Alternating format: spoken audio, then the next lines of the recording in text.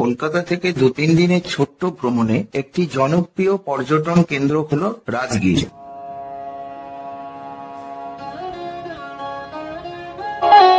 হাওড়া বা শিয়ালদা থেকে বখতিয়ারপুর পর্যন্ত এসে এখান থেকে একটি গাড়ি ভাড়া করে আপনি এক রাতের মধ্যেই সহজেই পৌঁছে যেতে পারেন রাজগীর।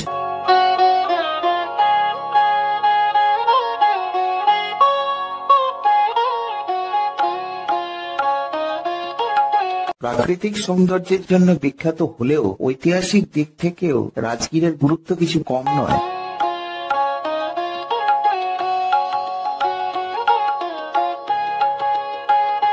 এছাড়াও বৌদ্ধ এবং জৈন ধর্মের বিভিন্ন নিদর্শন ছড়িয়ে আছে রাজগীরের বিভিন্ন অংশে।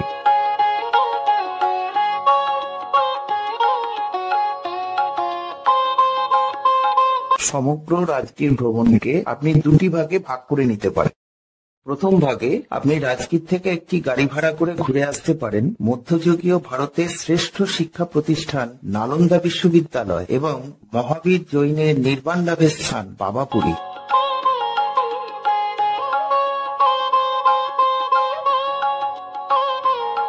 এর ঠিক আগের পর্বতেই আপনাদের কাছে তুলে ধরেছি বিশ্ববিখ্যাত নালন্দা বিশ্ববিদ্যালয় এবং পাবাপুরী সংক্রান্ত যাবতীয় তথ্য।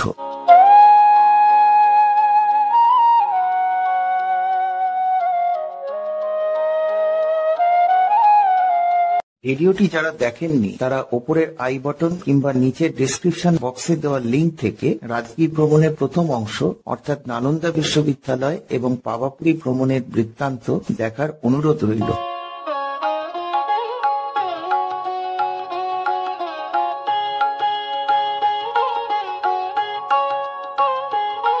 এতে রাজগীর ভ্রমণ সম্পর্কে আপনাদের মনে একটি পূর্ণাঙ্গ ধারণা গড়ে ওঠা সহজ হবে।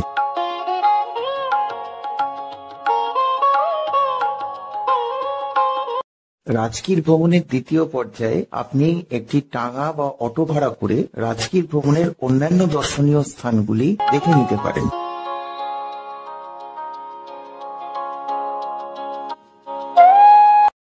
এই জায়গাগুলি দেখার জন্য রাজগীরে একটি বা দুটো দিন থাকাই যথেষ্ট। আর আজকের ভিডিওতে আপনাদের কাছে তুলে ধরব রাজগীর ভ্রমণের বিভিন্ন দর্শনীয় স্থান।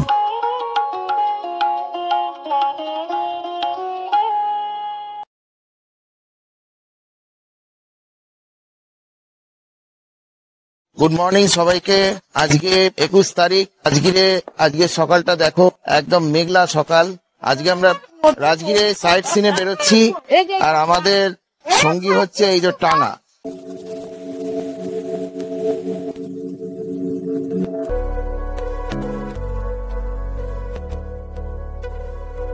রাজগীরে আসবো আর টাঙা চড়বো না, এটা হতে পারে না। এই টাঙা করে আমরা যাচ্ছি। এই টাঙা আমাদেরকে সমস্ত পয়েন্টে নিয়ে যাবে। তোমাদের কি ভয় লাগছে? শোনো, এরা অনেক টাকা চাইবে, 1200-1300 চেয়ে নেবে, কিন্তু দরদাম করে নিয়ে উঠতে হবে। আমাদের থেকে তো 900 টাকা নিচ্ছে, তো মোটামুটি তো 800 থেকে 1000-এর মধ্যে রাজি হয়ে যাবে। টাঙা ছাড়া কিন্তু সব পয়েন্টে কেউ যাবে না। টোটোরা বলতে পারে, কিন্তু টোটো সব পয়েন্টে যাবে না, বিশেষ করে শান্তি স্তূপে টোটো যাবে না। তো টাঙা করে আমরা আজকে যাবো। একটা একদমই নতুন অভিজ্ঞতা, আমি জীবনে কখনো টাঙা চড়িনি, তো দেখা যাক কিরকম কি থাকে। প্রথমবার ঘোড়ার গাড়িতে চড়েছি, লক্ষ্য করো বন্ধুরা। আর এই হচ্ছে আমাদের ঘোড়া। এখন আমরা রাজগীর বাস স্ট্যান্ডের দিকে যাচ্ছি। আগে আছে বাস স্ট্যান্ড। এই ঘোড়ে কার নাম কে? পবন। এই হচ্ছে পবন ঘোড়া। এই যে তুমিও আসছো, কিরকম মনে হচ্ছে ঘোড়া গাড়িতে তোমার? ভয় লাগছে, আর কিছু না। এবার বলো কেমন লাগছে? ভয় করছে। ভয় ফোনই বার করতে পারছিল না। জীবনে প্রথমবার ঘোড়া গাড়িতে উঠলাম, ভয় পাচ্ছি। এই যে এরা এদিকে সব বসেছে, আর এই যে পেছনের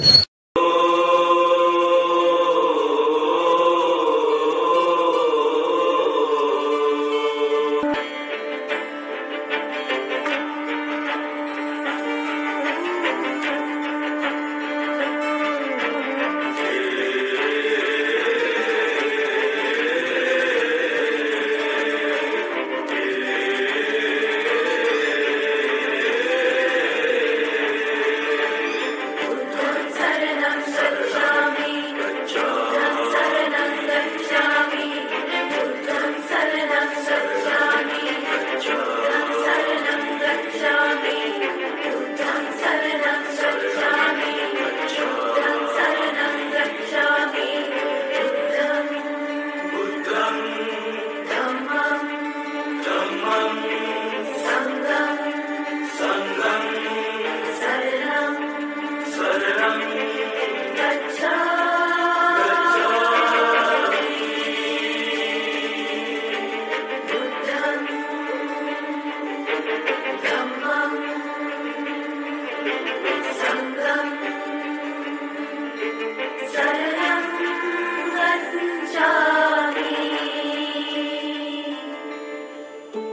আজকে রাজগীরে ওয়েদারটা খুবই খারাপ হয়ে গিয়েছে এবং প্রচন্ড ঠান্ডা হাওয়া দিচ্ছে। দেখুন চারদিকের ওয়েদারটা খুব খারাপ। যাই হোক, আমরা এখন বিশ্ব শান্তি স্তূপ দেখতে এসেছি।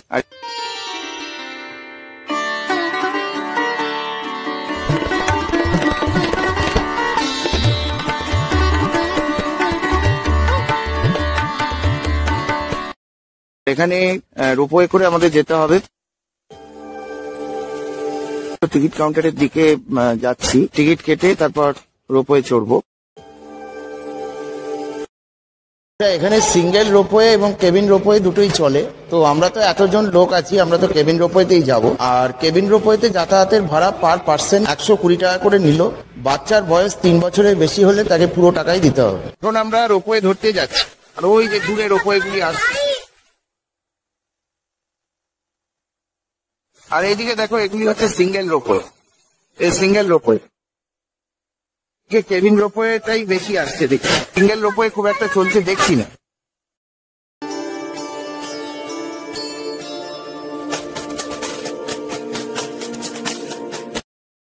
আমি এখন কেবিন রোপওয়েতে উঠেছি আর বাইরেটা দেখাচ্ছি। রোপওয়ে স্টার্ট হয়ে গেল। ওরে বাবা, এই যে ওপরের দিকে চলে যাচ্ছি, এই যে নিচের দৃশ্য। আচ্ছা, এই যে পাহাড়গুলিকে দেখা যাচ্ছে, এই যে রোপওয়ে গুলি আসছে, এই যে সিঙ্গেল রোপওয়ে।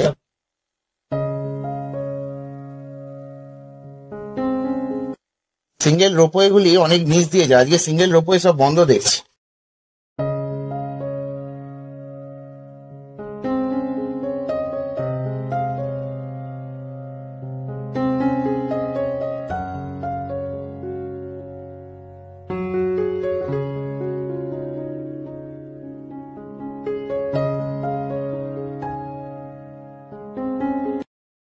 এই যে পাহাড়গুলিকে দেখছেন, এই পাহাড়গুলির নাম হচ্ছে বৈভারগিরি, বিপুলগিরি, সোনগিরি, রত্নগিরি।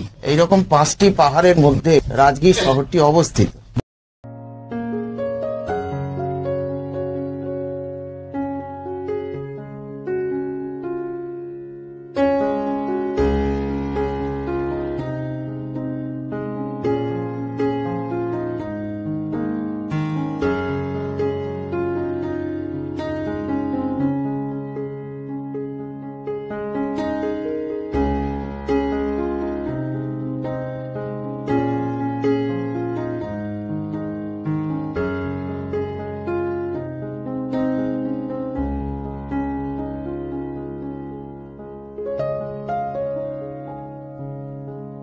বুদ্ধদেব বোধি লাভের পরে 12 বছর এখানে ছিলেন। মহাবীর তার জ্ঞান লাভের পরেও বহু বছর এই পাহাড়গুলিতে, এই রাজগীরে অবস্থান করেছিলেন। ফলে জৈন ধর্ম এবং বৌদ্ধ ধর্ম উভয় ধর্মের ক্ষেত্রেই রাজগীরের কিন্তু বিশেষ একটি গুরুত্ব রয়েছে।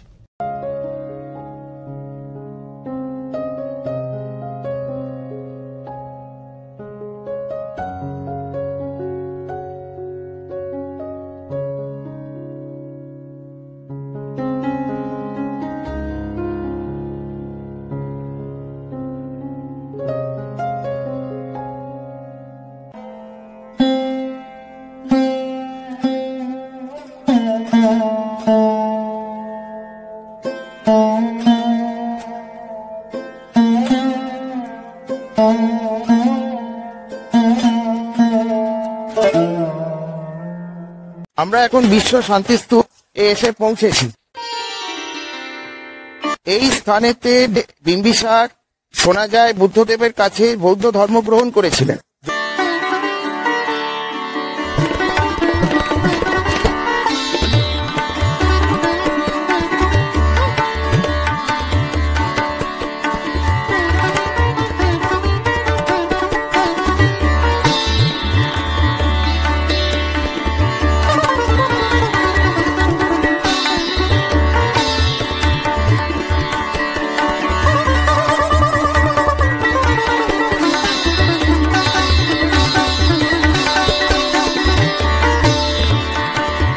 যখন যখন বুদ্ধ এখানে আসতেন, বিম্বিসার এখানে আসতেন তাকে প্রণাম করবার জন্য।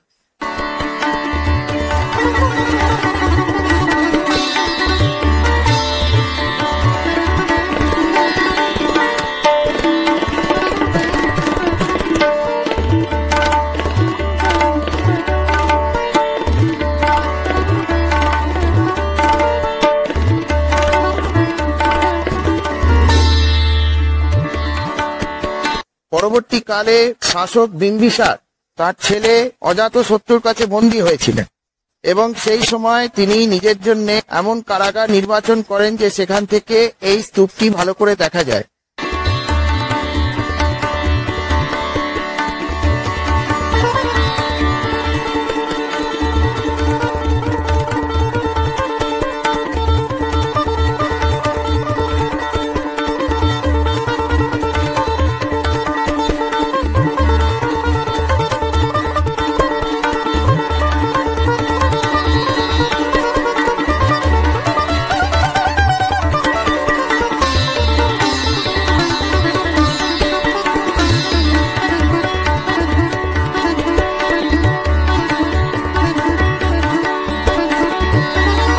যাতে যখন যখন বুদ্ধ এখানে আসতেন উনি ওখান থেকে দেখতেন এবং মনে অপার প্রশান্তি লাভ করতেন।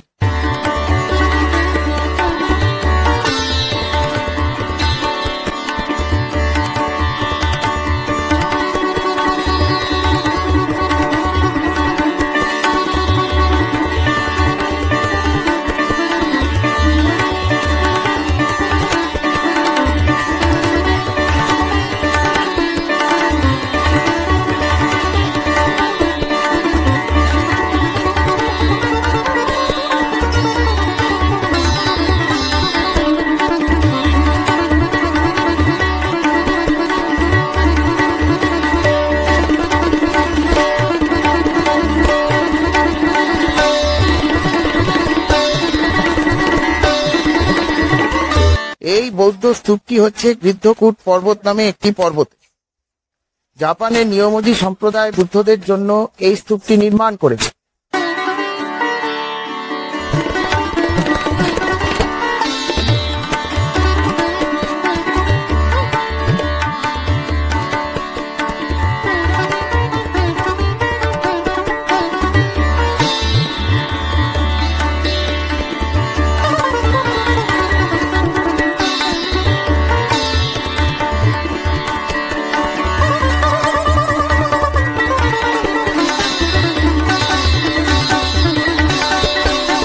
এই স্তূপটির উচ্চতা 150 ফিট এবং এর যে বেসের ডায়ামিটারটি সেটি হচ্ছে 144 ফিট আর গম্বুজটির ডায়ামিটার 72 ফিট।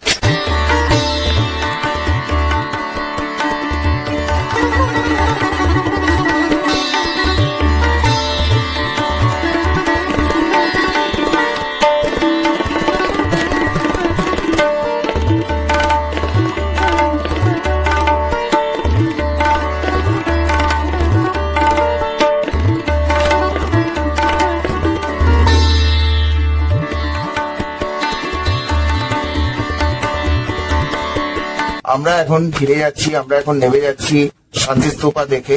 একটা কথা বলে রাখি, এখান থেকে নেমে কিন্তু ঘোড়াকাটোরা লেক যাওয়া যায়। মোটামুটি 6-6.5 কিলোমিটার দূরত্বে আছে। 3টি পাহাড়ের মধ্যে 70 ফিটের একটি বুদ্ধ আছে, ন্যাচারাল লেক। দেখতে খুব সুন্দর, কিন্তু যাতায়াতে 1.5 ঘন্টা সময় লাগবে। আমাদের তো অতটা সময় এখন নেই। আর মোটামুটি অটোর ভাড়া, এখানকার লোকাল অটো নিয়ে আপনাকে যেতে হবে, 400 টাকা করে ভাড়া লাগবে। তো হাতে সময় থাকলে সেখানে যাওয়া যায়। এবং গ্লাস ব্রিজ আছে, গ্লাস ব্রিজ এবং জু সাফারি ইত্যাদি গুলো হচ্ছে তার পাশে।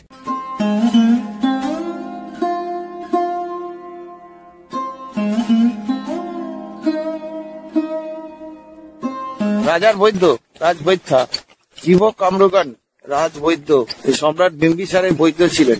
বিম্বিসারকে উনি যখন কারাগারে অসুস্থ হয়ে পড়েন তখন তাকে আবার শুশ্রূষা করেন। তার এখানে বাড়ি ছিল এই যে গৃদ্ধকূট পর্বত এর নিচে। আমরা এখন যাব সোন ভান্ডার। আমরা এখন সোন ভান্ডারে এসে পৌঁছেছি।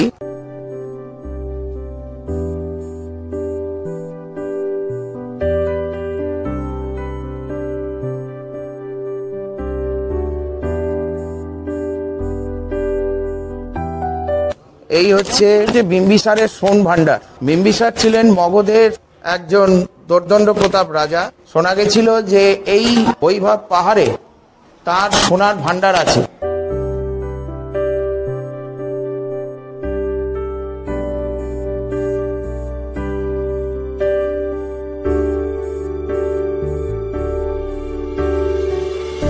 তো সেই আন্দাজে ইংরেজরা এখানে খনন কার্য চালায় ডিনামাইট ফাটিয়ে পাহাড় কেটে, কিন্তু কোনোদিনই কোনো সোনার সন্ধান পাইনি। আর এখানে কিছু দুর্বোধ্য ছবি এবং লিপি পাওয়া গিয়েছে, যেরকম এইগুলি আমরা দেখতে পাচ্ছি। এইগুলিকে ইংরেজরা অনেক চেষ্টা করেছে, ভেবেছিল বোধহয় কোনো কোড ওয়ার্ড হবে, কিন্তু কোনোভাবেই এই ছবি বা লিপি এগুলি পাঠোদ্ধার করা যায়নি।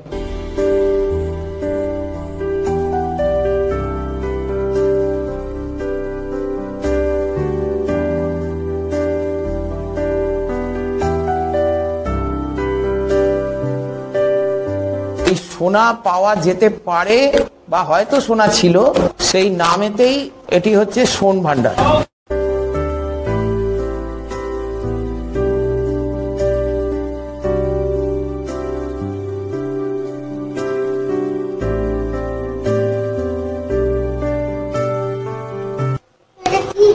এই ধরনের যে লেখাগুলি, এই যে দেওয়ালে এই ধরনের লেখাগুলো লিখে যাওয়া হচ্ছে, আর্কিওলজিক্যাল সাইটে আমরা যখন যাই তখন লোকে এইভাবে নোংরা করে যায়, কিন্তু এইগুলি এই যে এইখানে আরো আছে, এইগুলো করবেন না। আমার ব্লগের মাধ্যমে সবাইকে আমি অনুরোধ জানাচ্ছি, এগুলো আমাদের দেশের কিন্তু পুরাতন ঐতিহ্য, যেগুলো আমাদেরকে সংরক্ষণ করতে হবে, নাকি নোংরা করে দিতে হবে। আজকে আমরা এই লিপিগুলির পাঠোদ্ধার করতে পারছি না, কোন দিন আজ থেকে 2000-5000 বছর পরে আবার কেউ এসে এই লিপিগুলিও পাঠোদ্ধার করতে পারবে না। ফলে এগুলো দয়া করে করবেন না।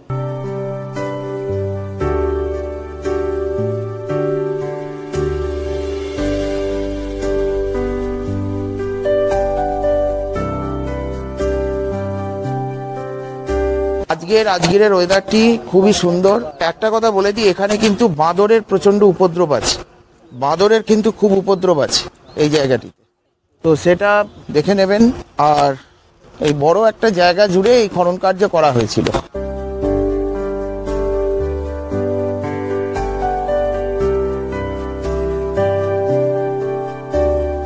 আমি এই ঘরটিতে আরেকবার নিয়ে যাব, যেখানে সোন ভান্ডার বলা হয় যে জায়গাটাকে, এই সেই ঘর। এখানে লোকে বাতি জ্বালিয়ে কোনো ক্রমে দেখার চেষ্টা করছে যদি কিছু পাওয়া যায়। এই ঘরে কোথাও কিচ্ছু পাওয়া যায়। আচ্ছা, এখানে কেন বাতি জ্বালিয়ে 100 টাকা কি করতে দেওয়া হয়েছে আমি জানি না, যাই হোক জায়গায় জায়গায় বাতি জ্বালিয়ে কিছু টাকা দেওয়া হচ্ছে, ব্যাপারটা কি আমি কিছু এটা বুঝতে পারছি না। যাই হোক, এই ঘরটি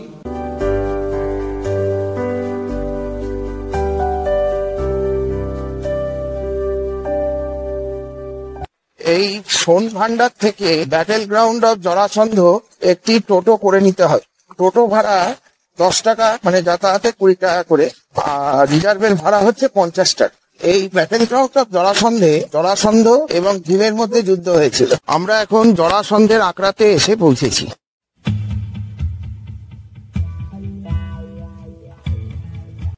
এখানে জরাসন্ধ এবং ভীমের মধ্যে যুদ্ধ হয়েছিল।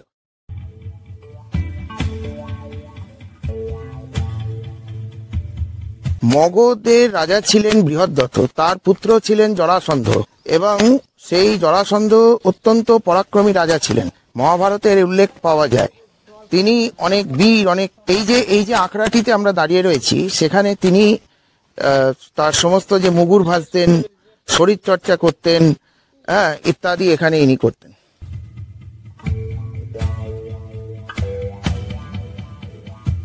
তিনি প্রচন্ড ক্রূর রাজা ছিলেন, শক্তিশালীর সঙ্গে তিনি খুবই ক্রূর ছিলেন। এবং এই যে আঁকড়াটি এখানে দেখা যাচ্ছে যে 5টি পাহাড়, যে 5টি পাহাড় আমি নাম করেছিলাম, ওই বিবলগিরি, সোনগিরি ইত্যাদি, যার মাঝখানে যে রাজগীর শহরটি আছে, সেই 5টি পাহাড়ের মধ্যে আঁকড়াটি সুরক্ষিত। ওই জন্য এটি শত্রু দ্বারা আক্রান্ত হতে পারে না।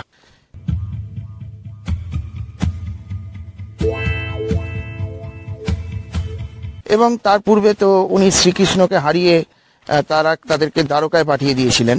তো এইখানে ভীমের সঙ্গে ওনার যুদ্ধ হয়েছিল জরাসন্ধের। 28 দিন ধরে ভীষণ যুদ্ধ চলেছিল। কখনো জরাসন্ধকে ভীম আছাড় মারছেন, কখনো জরাসন্ধ ভীমকে আছাড় মারছেন। সেই যুদ্ধেতে কৃষ্ণ উপস্থিত ছিলেন। কিছুতেই সেই যুদ্ধ শেষ হয় না। তখন 28 দিনের মাথায় শ্রীকৃষ্ণ একটি তুষ, মানে একটি ঘাসের খণ্ডকে নিয়ে তিনি চিরে দুটো বিপরীত দিকেতে উনি ফেলে দিলেন, অপোজিট সাইডে।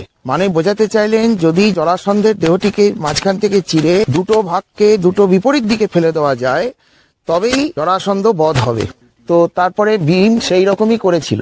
এবং তারপরেই জরাসন্ধ বধ সম্ভব হলো।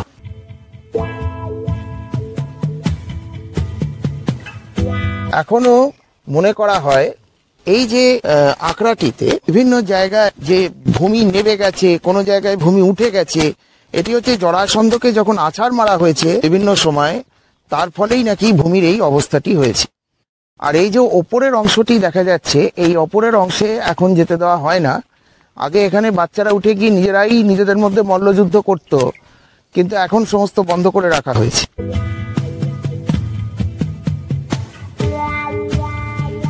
এগুলি বিভিন্ন পাহাড়ের মধ্যে বেশ সুন্দর জায়গা। আজকে তো ওয়েদারটা মানে এমনিতে বেশ ঠান্ডা ঠান্ডা উইন্ডি ওয়েদার, একটু রোদ্দুর থাকলে হয়তো আরো একটু অন্যরকম লাগতো, তবে আপনারা আসতে পারেন। ওই জন্যই রাজগীরের ওয়েদার কিন্তু খুব প্রবাবিলিস্টিক, মানে আগের থেকে কিছু বলা যায় না।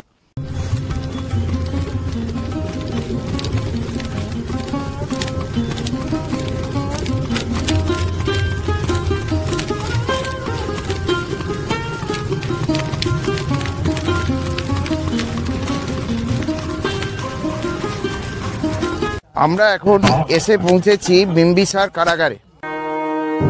বিম্বিসার ছিলেন মগধের একজন রাজা, খুব প্রভাবশালী রাজা। তার পুত্র অজাতশত্রু তাকে এই কারাগারে বন্দী করে রেখেছিলেন। এই কারাগারটি অনেক বড়। বিম্বিসার নিজেই নিজের বন্দী দশার জন্য এই কারাগারটিকে নির্বাচন করেছিলেন। এর কারণ হচ্ছে, আমরা যদি সামনের দিকে দেখি, ওই যে পর্বতটি দেখা যাচ্ছে, আমি একটু জুম করে দেখাচ্ছি, এই যে পর্বতটি, এই পর্বতটির নাম হচ্ছে গৃদ্ধকূট পর্বত। এই হচ্ছে গৃদ্ধকূট পর্বত। এই গৃদ্ধকূট পর্বতের ওপরে রয়েছে বিশ্ব শান্তি স্তূপা।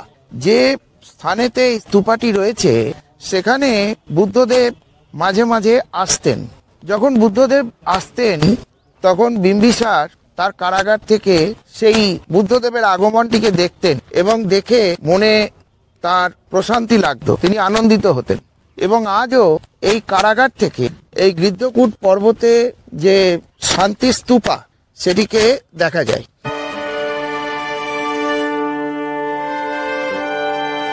এখানে আরেকটি কথা বলার আছে, সেটা হচ্ছে এই যে এই কারাগার থেকে বিম্বিসারকে যে বন্দিদশায় রাখা হয়েছিল, তার নিদর্শন হিসেবে এই লোহার শিকলগুলি পাওয়া গিয়েছে। কিন্তু সেই লোহার শিকলগুলি ইন্ডিয়ার যে আর্কিওলজিক্যাল বিভাগ, তারা কিন্তু নালন্দায় একটি আর্কিওলজিক্যাল কনজারভেটরি রয়েছে, সেটি এখন বন্ধ রয়েছে, কিন্তু সেইখানে সেই শিকলগুলিকে দেখা যায়।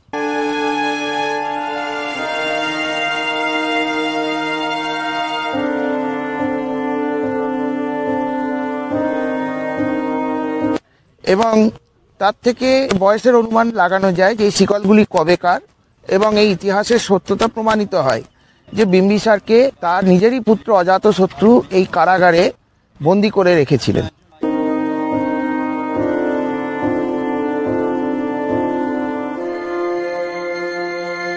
আমরা এটা দেখে নিয়ে এবারে আমরা নেক্সট ডেস্টিনেশনের দিকে যাচ্ছি, সেটা হচ্ছে কৃষ্ণচক্র দর্শন করবার জন্য।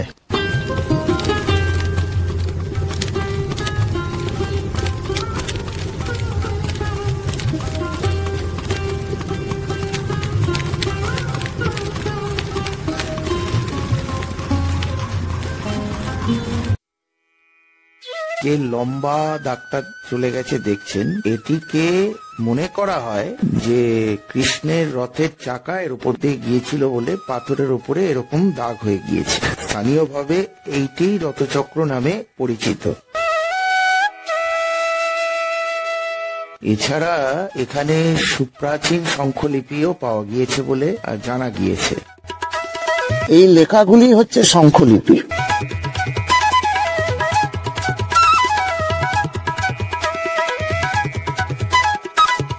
ওখানে যে শঙ্খলিপিগুলি দেখলাম, ওই শঙ্খলিপিগুলির পাঠোদ্ধার কেউ করতে পারেনি। সম্ভবত খ্রিস্টপূর্ব 3য় বা 4th শতকে এই শঙ্খলিপিগুলি আবিষ্কার হয়েছে এবং ভারতের বহু জায়গায় এই শঙ্খলিপি দেখা যায়। আর একটা কথা আমি বলে দিই, যারা রাজগীরে লাঞ্চ করতে চান, তারা কিন্তু ব্রহ্মকুণ্ডের পাশে বহু হোটেল পেয়ে যাবেন। ব্রহ্মকুণ্ডের অপোজিটে লাঞ্চ করুন, ব্রেকফাস্ট করুন, সব রকম হোটেল আপনারা কিন্তু পেয়ে যাবেন। তবে বাঙালি হোটেল আমি এখনো পর্যন্ত আমার চোখে আসেনি, যে ডাল ভাত যেখানে পাওয়া যায় সেরকম আসেনি। তবে ভেজিটেরিয়ান হোটেলটাই বেশি পাবেন, নন ভেজিটেরিয়ান হোটেলও আছে। হোটেল গ্রিন, পাঞ্জাবি রসোই বলে একটি হোটেল আছে, সেইগুলি ননভেজ। আমরা এখন ননভেজ ট্রাই করিনি, তবে আজকে করে দেখবো এবং রিভিউ আমরা পরে দেবো।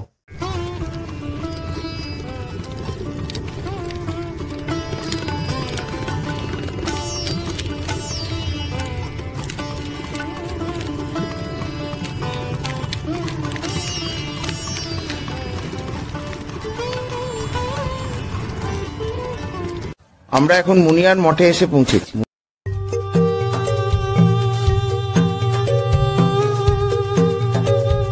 মুনিয়ার মঠে এই যে কূপটির সামনে দাঁড়িয়ে আছি, এই কূপটি যখন নালন্দা খনন করা হয় তখন এই কূপটিকে খনন করা হয়েছিল। এখানে মণি নাগ তিনি নিজে অবস্থান করতেন।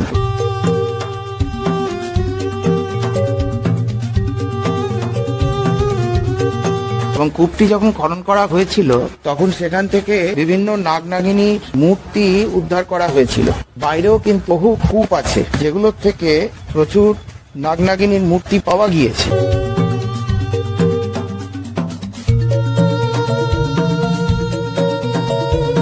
মূর্তিগুলি এখন এখানে কিছুই নেই, মূর্তিগুলি এখন সবই ওই নালন্দার যে আর্কিওলজিক্যাল মিউজিয়াম রয়েছে সেখানে রয়েছে।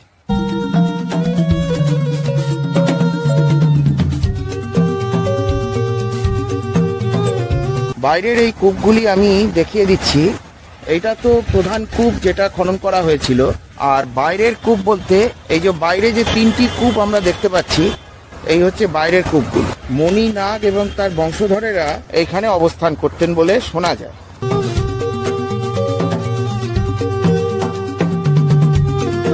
স্থানীয় লোকেরা একে মনসার মন্দির বা এই ধরনের কিছু বলে সম্বোধন করেন।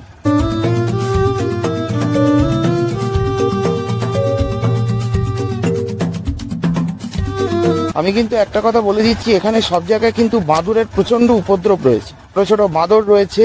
ফলে সেই হিসাবে ইলেকট্রনিক জিনিসগুলোকে করবেন, এবং তারা কিন্তু ব্যাগ ট্যাগ যা পাচ্ছে সব কিন্তু টেনে নিচ্ছে।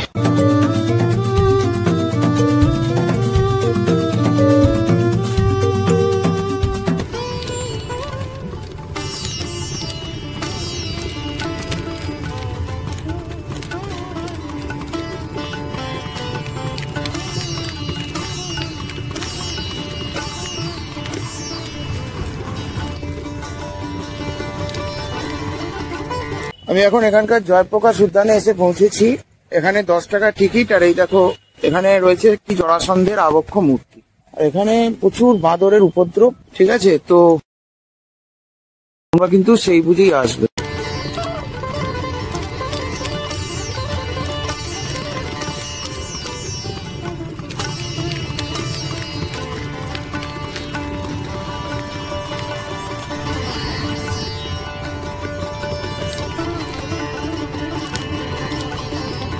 আমরা এখন এখানকার জাপানিজ টেম্পলে এসে পৌঁছেছি।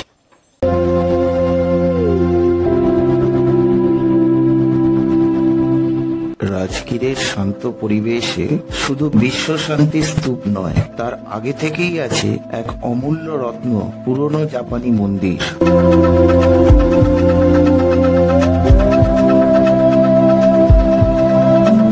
অনেকেই জানেন না এই মন্দিরই ছিল জাপানি ভিক্ষুদের প্রথম পদচিহ্ন রাজগীরে।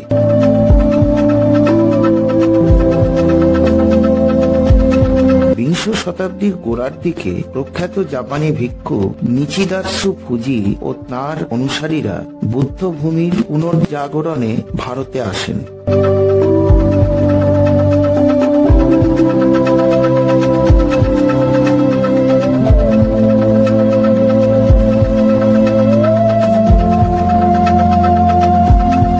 তখনই গৃদ্ধকূট পাহাড়ের পাদদেশে তারা তৈরি করেন একটি ছোট্ট শান্তির আশ্রম সদৃশ মন্দির। ভেতরে স্থাপন করা হয় বুদ্ধ মূর্তি, আর প্রতিদিন ধ্বনিত হতো নাম সংকীর্তন ও প্রার্থনা।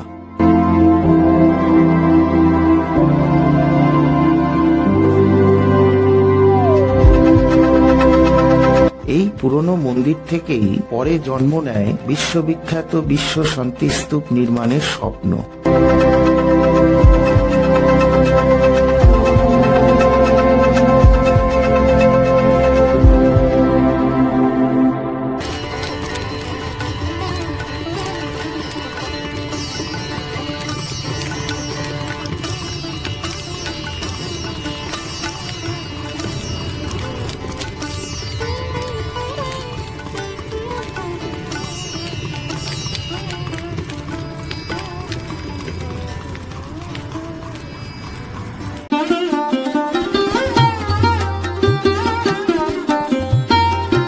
আমরা এখন ব্রহ্মকুণ্ডে এসে পৌঁছেছি। ব্রহ্মকুণ্ড বা হট স্প্রিং মালভূমির যে ফলস ক্র্যাক যদি থাকে সেখান থেকে গরম জল উৎপন্ন হওয়া স্বাভাবিক, কিন্তু তার সঙ্গে ধর্ম যুক্ত হয়ে এখানে সব চলছে, টাকা পয়সার লেনদেন ইত্যাদিও চলে, সবই চলছে।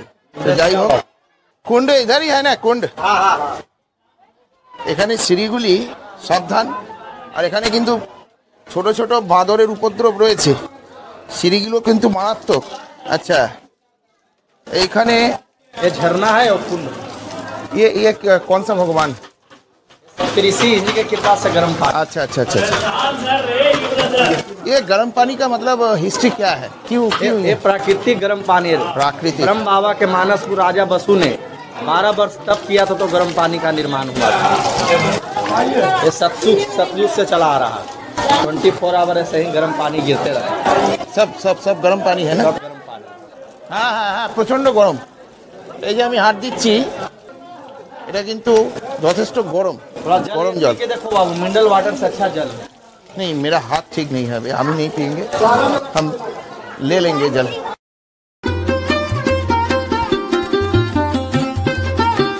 আচ্ছা, এবারে আমি ব্রহ্মকুণ্ডের কাছে এসে পৌঁছেছি।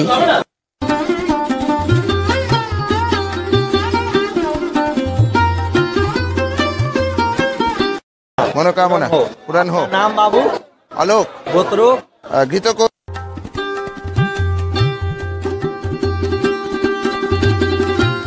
बोलो, हे भगवान, हे भगवान, हे परिवार, हे परिवार, हेतु भगवान हेतु, हे गिरी, में क्या पूजा देगा जो इच्छा पुजारी को 100 का 200 का बोलो, सब परिवार वो लोग को भी कराया पूजा। अच्छा, इधर इधर कितना है? नहीं, इतना ज्यादा चौड़ा नहीं है बाबू।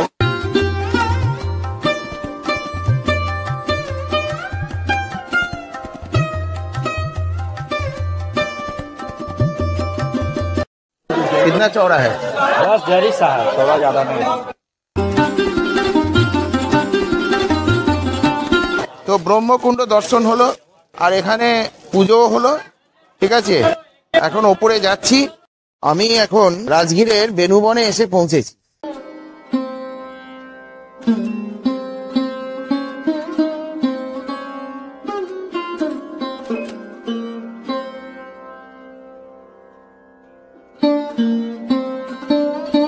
বেনুবনে এই যে এই গাছগুলি দেখা যাচ্ছে, এগুলি হচ্ছে বাঁশ গাছ। এটি হচ্ছে বিশেষ বাঁশ গাছ, সুগন্ধি বাঁশ গাছ। এই বাঁশ গাছগুলো সেই বুদ্ধদেবের আমল থেকে চলে আসছে।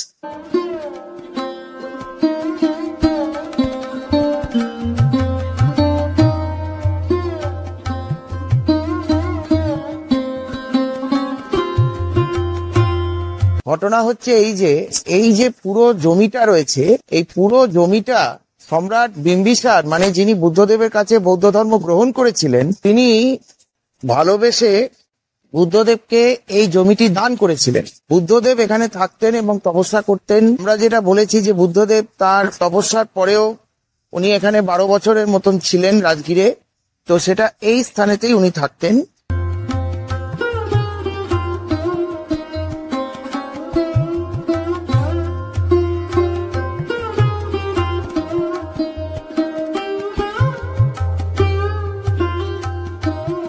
এই বাঁশ গাছগুলি হচ্ছে সুগন্ধি বাঁশ গাছ, এইগুলি সাধারণ বাঁশ গাছ নয়। বাঁশ গাছগুলি এখন যে আমরা যেগুলোকে দেখছি সেগুলি প্রজন্মের পর প্রজন্ম ধরে, এটি প্রায় 5ম প্রজন্ম তাদের, সেটা কিন্তু চলে আসছে।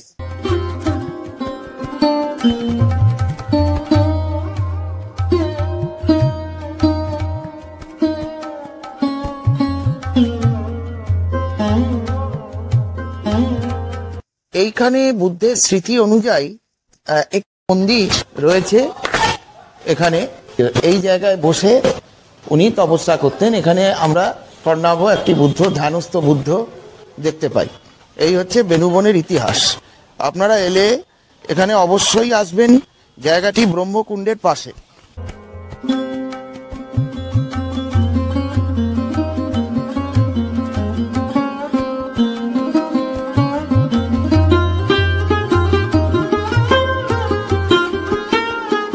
আর এইখানে এই বনের মধ্যে মানে বেনু বনে আগে ঝোপঝাড় জঙ্গল ইত্যাদি ছিল, এখন সেটাকে কেটে সুন্দর করে এই যে এখানে দেখুন, এই যে এইখানে যেরকম ভাবে এই যে কাটা হচ্ছে, মালি কাজ করছে, এইভাবে এটা করে এখানে সুন্দর পার্কের ব্যবস্থা করা হয়েছে। আমরা যেখান দিয়ে হাঁটছি এটা সুন্দর একটা পার্ক, এবং এখানে ঢোকার টিকিট হচ্ছে বড়দের জন্য 20 টাকা করে আর বাচ্চাদের জন্য 10 টাকা করে।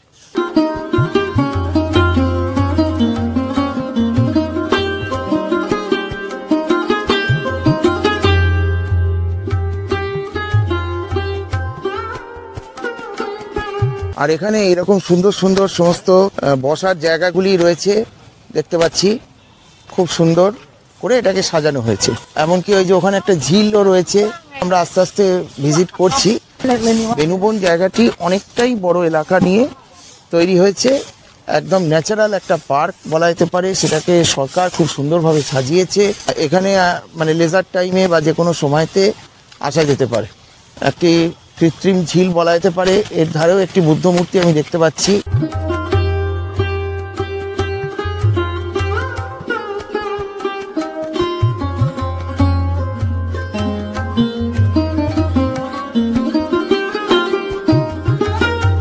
এই একটি সুন্দর জায়গায় আমরা এসে পৌঁছেছি। দেখুন,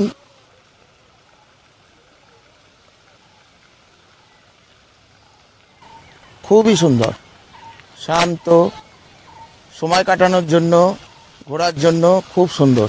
আর এই দূরে একটি বুদ্ধ মূর্তি আছে, ওর কাছেও আমরা পরে যাব। এখানে একটি বুদ্ধ মূর্তি আছে।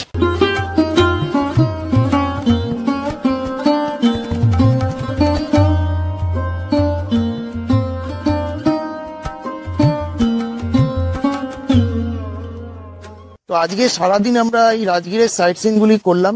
এই 3টে জায়গা যেটা আমরা যাইনি, সেটা ঘোড়াকাটোরা লেক। আমরা আগেই বলেছি যে ঘোড়াকাটোরা লেক এটা হচ্ছে আপনার ওই যাতায়াতে মোটামুটি 1.5 ঘন্টা সময় হয়ে যাবে। তো 1.5 ঘন্টা আমাদের হাতে ছিল না সেই সময়।